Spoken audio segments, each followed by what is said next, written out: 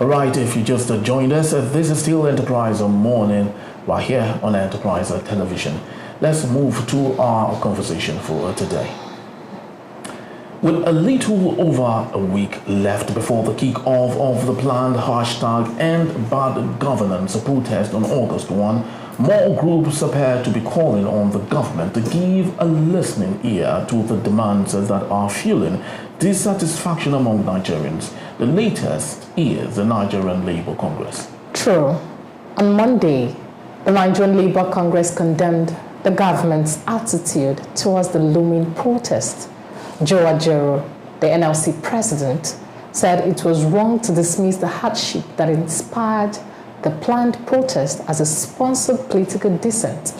Ajero said the government's reaction to the upcoming protest offers no remedy to the pains and frustration of Nigerians. For the past few days, did witness a response by the government. The special advisor to President Bola Ahmed Tinubu on Information and Strategy, Bayo Onanuga, raised accusing fingers at the presidential candidate of the Labour Party in last year's general election, Peter Obi, of instigating the planned protest. Another name he mentioned was that of Professor Pat Utomi. Very true. Onanuga was reacting to Peter Obi's tweet on the Nigerian economy and how companies are leaving the country. He said the motive of the former governor of Anambra State was to whip up support for the protest. And a good place to begin the conversation today may be, if blames are anything to go by, how far can they go? Still with us in the studios, Cyril Abaku, and just joining us right about now is Dr. Olaika Oyebile, educationist and also a public affairs analyst. Good morning, Doctor. Good morning. And welcome. Good morning. Thank you, Cyril, for hanging on. All right, so quickly, let's start off this particular, discourse for today. And just like we have it, if blames are to go by, how far can we go with them? Peter Obi has said that Bayo Onanuga, should concentrate in telling his paymaster, on how bad the situation is and what he should do to ameliorate the problem. Doctor, don't you think that is the best advice that should be given and that I think should be accepted? I think our senior colleague, Mr. Bayo Onanuga, should smell the coffee and wake up to the reality on the ground. Blame game is not what should be happening now. The elections are over. And if after 1 year, every protest or every dissent, you trace it to Peter Obi and all that, that means you don't have anything to do. You don't have anything to offer. I would rather say that Mr. Onanuga and his people should focus on how to alleviate the suffering of the people. Peter Obi, Nigerians don't need any Peter Obi to tell them that they are hungry. They don't need any Peter Obi to tell them that the cost of fuel has gone up. I mean, so if today now I come out to say that what I earn or what I make cannot take care of me, then I've been instigated by Peter Obi. Come on. I mean, these people should credit us with some sense. Blaming people should not be the issue now. Are people hungry? Are people not hungry? Are things going haywire or not? Mr. Onanuga himself was at an event last week where Professor Olatunji Dare, one of the brightest leaders of the profession, was celebrated at 80. The same Mr. Onanuga complained that traveling from Lagos to Abuja flying now is expensive, and everybody in the crowd shouted, "Oh, you too can complain." So what is he talking about? Is it Obi that put that into his mouth? I mean, he complained that the airfare is too expensive, and is that not the truth? Is that not a way? Is it not necessary for them to look for a way to make sure that the cushion effect, I was there, it's not that I was told, I was there and I listened to you and I was one of those who shouted, even you. So, he should not complain, he should not trade everything to Peter Obi, Professor Utomi and the rest of them. The question is, what is the government doing? I mean, all they needed to do is to acknowledge that, look, we know things are tough, this and this are steps we are taking to ameliorate it. It is not to be looking for scapegoats. You cannot be blaming Peter Obi or anybody today for your own problem. You offered yourself that you can do it. You are there. Bend down and do the job you are voted for. So don't continue to be looking for scapegoats and an alibi to say that is it Peter Obi that is holding them down to do what they are supposed to do? No. I mean, it's a terribly lame excuse that I think Mr. Onanuga should grow out of and take it off his table. Thank you, Lenka. Thank you so much. Okay, over to you, Cyril.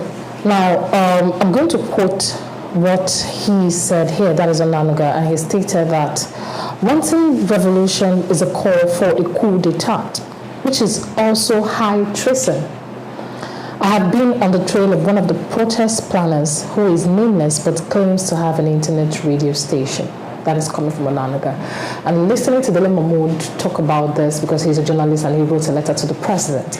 And he was stating that in his current cabinet, that is the president, Bola Tinubu, he can count 10, should I use the word reasonable or well-coordinated ministers that could actually bring the president to book and give him a grounded advice. He went back to talk about during Obasanjo's regime and co that he had ministers that could actually talk to him. Now, this coming from Onanuga as stating that wanting revolution is a coup d'etat. If we go far back into the year 2012 when Goodluck Jonathan was on sit, remember that the current sitting president once started a protest against Goodluck Jonathan. Now, if Onanuga also called for a revolution in Osogbo. Now, that means, should we say Peter Obi in question they are accusing is also taking the lead of the president or following in his footsteps? Is it wrong to say that?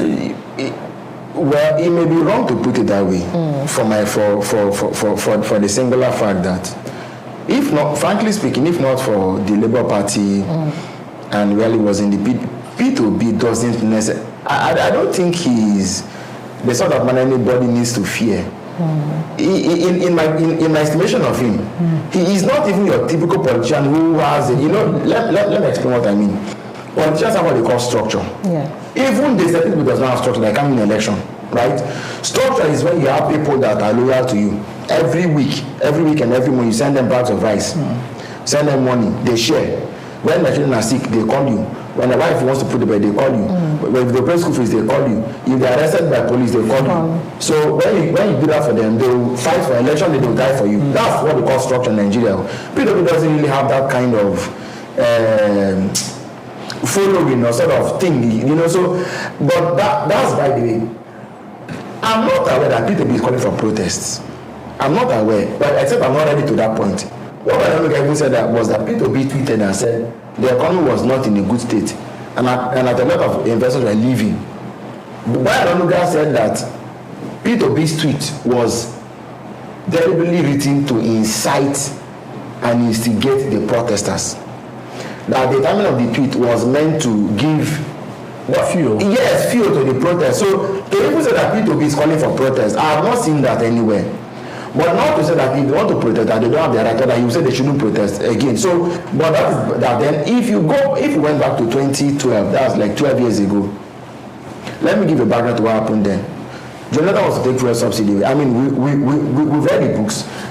He called for a meeting with the governors, with Labour, with all these people, and in fact, it was either Governor not Oshomole, I think it was Governor Kai Define, one of the governors said, take the subsidy away at once. Right at the meeting. Then I think it was Shomole or somebody said, no, let us take it at once. We will not inform Nigerians. Let us, and then I think it was in the budget. So let a new cycle come, then we'll know what to do. Maybe the mistake Jonathan made was that he took it away at the beginning of a new year. The first thing that happened was that the ASEAN governors were the first to turn their back on him. Then, when they went out to Abuja for a meeting, Oshomole now said, you people, Oshomole was acting naively, I don't know. He said, he was blaming then was the governor of Edo State. Yeah. He said, you people now, we came and they agreed, so a few people said we should take something away immediately. The president was the one that held us back. Now they're saying that they're fighting him. They had no good reason why they're fighting the subsidy that he took away. But they fought him nonetheless. In Lagos, it was a carnival. At Ojota, it was a carnival that they had. It's fine. I think Governor Fayemi has come to say now that it was all politics. That it was all politics. In a manner of speaking, what we're thinking is that is there a possibility that even where they could have done well now, the nemesis of what they put together is come back to haunt them? Because the fact is that okay, we agree subsidy should go, but the likes of President Tinubu, Yemi Cardoso, Wale Edo and Biko, they are not newcomers to government and statecraft. So they should have known better. Go back and check the articles they used to write back in the day about in fact they called fuel subsidy increase, what about the Jonathan tax? They called it all kinds of things. Why didn't they know that they should have put things in place? It was Uncle Yinka that was arguing the other day on this table with our middlemen that the so-called CNG bus, where are the conversion stations? Where are the places you can easily walk in and buy CNG? They're not, but you say CNG is the alternative to, and you say, so the fact is that either they're not willing to, or they're not able to do the right thing for Nigerians. So the fact that they're not coming out to blame P2P, I think when they said, Utomi said he has been in Washington for a long time, but doing the first that he was definitely aware that they're planning a protest. You have blamed P2P, you have blamed how many people can, if Patutomi came to Ojota, how many people following? How many Nigerians come and follow Patutomi and say he did a protest? How many people can even command? That's the question. So they need to look inward. The same government is giving free rice to people in their country. We've not seen one grain. No? You know what they are doing? Believe me now, before the end of this month, out of frenzy, they will do that a lot of things. You even need to call to them that they are afraid. They are on edge for their own lack of action and good judgment. So the fact that Uncle Ononuga is coming out to say he's built to be an S, so what? What does that even mean? If people are hungry, they will protest. Yes. They will protest that crowd. They sold a boogie that was so believable. A lot of people of goodwill joined them. It was not a Yoruba protest. All that was and everybody. People came out and protest because they believed that what Jonathan was doing was wrong, even that he misadvised. Okay? So the answer was it a Yoruba affair or was it an Igbo affair? Was it a Hausa affair? Well, I've said before that even when people, but unfortunately, Bayo called it an Igbo thing. No, you know that it was hijacked by the IPOB and the ingenious argument. I mean, as I said earlier, he's trying to give a dog a bad name in order to hang it. Yes, to hang it. I mean, it is when you don't have a solid reply to anything that you begin to resort to sentiments to tribal and religious sentiment. Those things don't catch eye. Okay, now, if I go to the filling station today, will I buy fuel at a lesser price because I'm Yoruba and the president is Yoruba than an Hausa man or Igbo man or whatever? Or is there a special paid way for me as a Yoruba man to pass that another person will not pass? All those things don't make sense. Look, people feel things in their own different ways and react to it in their own manner. I mean, there was, I think it was Professor Odu Obafemi that wrote a play, Naira has no gender. It's the same thing, hunger has no tribe, hunger has no ethnicity. The way you feel hungry is the way the other man feels hungry. So you cannot continue to badmouth people and say that these are the people causing this. I don't need anybody to tell me. But I know how much it costs. I know how many days, if I fill my tank in those days, how many days or weeks it takes me to refill. And I know what it is that now. What time was the last time I even bought a full tank? So if I talk now, they will not say that it is somebody that is making me to talk. I mean, so we don't need it. But yes, but interestingly, you at the beginning of your submission, yes, you called Bayo a senior colleague, yes, which means you believe that he knows better and should say better. But are you not disturbed that with the wealth of the experience that he has, that he is basically debasing what lots of people would have known him to be? You know what? That's one of the things that I always agree with a philosopher who says that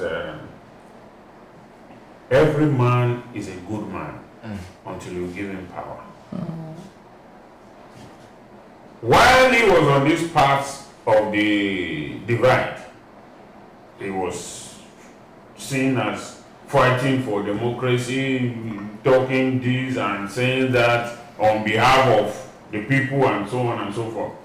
At the other end now, if he has restricted himself to arguing and explaining to people, I will have no problem with that.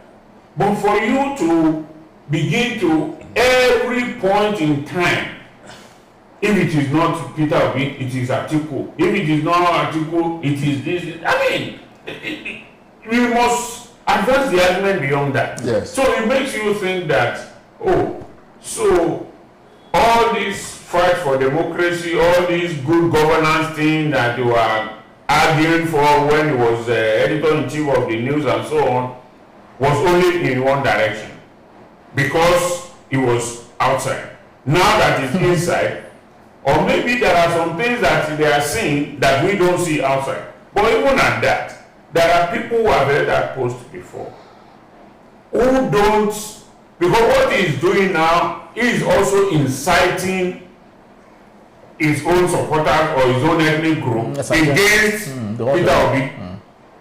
He's accusing Peter Obi of inciting people against the government, but he's also at the same time inciting those who may not have that straight reasoning faculty like some of us against Peter Obi. I don't think Peter Obi has done anything wrong. What he has said, companies are leaving Nigeria, people are hungry and all that. Is it true? Is it a lie? If Peter Obi said 50 companies have left, and you come out and say, Mr. Man, you are full of exaggeration. Only 10 companies have left. These are the 10. Okay, give us the 50 you have. Fine. But for you to just be putting the argument that is inciting people, we've gone more than that. I mean, we as I said earlier on, these politicians or these government appointees should credit us with some sense at least. As Barrister would say, we have common sense, we may not have the power. That's the translation. Very true. Thank you, Laika. Okay, Sil Abako, in 2 minutes, can we get your parting shot? Let me respond to the question, the last question Henry asked about Bayo Onanuga. You know, for some of us who grew up reading these men's bylines, some of us, when we wanted to become journalists, these are the names that we Bayo Onanuga, Ojudu, there's the third one. No, not Ajibade. Before Ajibade, I think there was another one in the quartet. It's not Mushayeke in the anyway, it has, but if you went to News Watch, it was Reepu, Delegiwa, Tell that about in Sanko, you know, I mean, a lot of big, those names were in the Guardian. We read a lot of these names. I've been privileged to meet Mr. Onanuga. and and express my whatever. I mean, we had a good conversation. This is a year, 2 years ago. Seeing him in this government, let me cut him a bit of slack in asking whether it is his body using to do the work, and he just has to do it because he has to do it, and he has kept his conscience, because these men stood for something in the past. They stood at Bacha, they stood at Bangida. I mean, it was Baron Onoga that wrote a story in Concord. Has been given up? Yeah.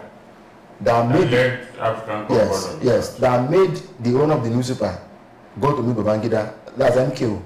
Babangida said, those men have offended me, I'm angry. And MKO said, Baron Onuga, Babafemi Ojuda and Co, go and apologize to Babangida. Yeah. They said they don't apologize, they resigned. So then they stood for something. And for me, that's a golden era. You know what I mean? Yes. But seeing them do what they are doing, I wish he wasn't in this position to be the attack dog of a government. But it's the job he has taken. And that is for him. But for me, on the matter of the protest, because it is the fundamental right of Nigerians, if they wish to express them, are they not responding? Are they not reacting? It is because it's getting to them. Which otherwise we may not have. If all that they did was for us to sit by city and be analyzing it in the studio. So if Nigerians have to hit the streets to send a message, so be it. Let government wake up and change. Let government wake up and have a rethink and do the needful. But interestingly, and also from the northern part of Nigeria, it's been believed that the heavier part of this planned protest is coming from the northern part of Nigeria. And the northern leaders have come to say that there should be no reason for the north to champion this cause, because in the last student loan, about 70% of the loan was given to them. So do you think that is enough to maybe make them not to go or think towards that angle? Okay, me? Yes. Now, let me address this. When we want to make these things political, Buhari could have done worse than Tinubu is even doing today. And nothing would have happened. Heaven would have fallen. Okay? They they're shouting everywhere now, didn't say anything under Buhari, when Buhari probably even did worse. For us, it's a matter of conscience. What is wrong is wrong. What is right is right. The people who are 7% of the student loan going to the north does not. How much would that even change really? Would have then about the core of northern politicians have sort of are building some kind of dissonance from the Tinubu project. Actually, some of them are speaking out loud. Some of them are doing it underneath. Yeah. So people that during NSAS, as bad as NSAS was even Buhari is making, it was not. But Nigerians people that protested against NSAS in the north, there were counter protests. Yes. Yes, you know that. Yeah. Yes. So if they could do that under Buhari, now that this one is actually against Tinubu, why are they not only? What is happening that politicians are there to say, okay, there's an opportunity for us to discredit this man. That's how I see it. Too. It may be that only they after in Niger State they protested hunger. They protested in Niger State, and I think they protested too. So there's hunger in the land, I know. But the north is a bit more hegemonic. If they say don't protest, they will not. But this one, I believe that from the northern part of things, people are there saying there is need for us to hit the streets. Join them and hit the streets. Yes, it's against very true. Just in 30 seconds, Doctor, looking at what happened in Kenya, yes. Okay, and lots of these politicians right now. Yes, and lots of politicians are coming to say it's because of what happened in Kenya, in Bangladesh, and that's the reason why Nigerians are beginning to feel all of this. Do you necessarily think it's in that light? On social media yesterday, when people were circulating this, today too, is spreading to Uganda, and the president has warned them. Yeah. And I just asked, I said, is Kenya the beginning of the African Springs? You remember the Arab Spring. Then the issue of scholarship or student loan fund, I don't want to believe that the North has more. No, the issue is, I'm not saying they don't. The issue is the northern people applied more than those in the south. That is. Are you sure that is the determinant there? I think that is it. Okay. Because a lot of people from the south are still skeptical that will it work, will it not work, and so on and so forth. It's not. I don't think it's as if the loan fund is favoring them more. It's just that people are not applying. Ask yourself, do you know anyone in the South there who has applied? I don't know any. So, I mean, so we shouldn't rule it that is due to that. But also, the issue is that even if you check Nigeria, when there's any protest, it's usually engineered by the South. Yes. Whether it is a Southerner that is in government or a Northerner. Yeah. So if the North is saying they are not part of it, I won't be surprised. Right. So it's not as if it is anything that they are better off. Okay. Very true. This actually brings my mind to what's happening also in the United States of America. Where the Republicans are calling Kamala Harris that she is a DEI hire. You know what that means? It means that the reason why she is chosen is because she is a person of color.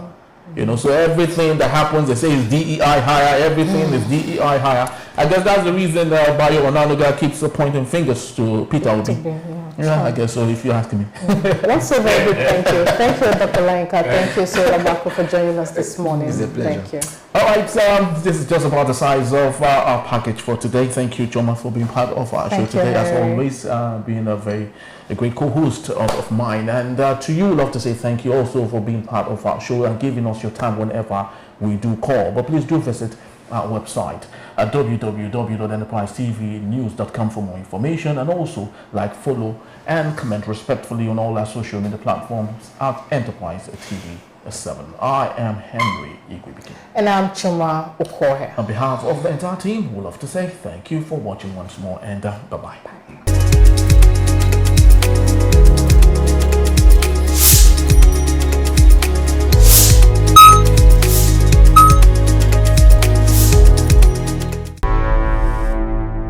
Enterprise TV, a tradition of truth.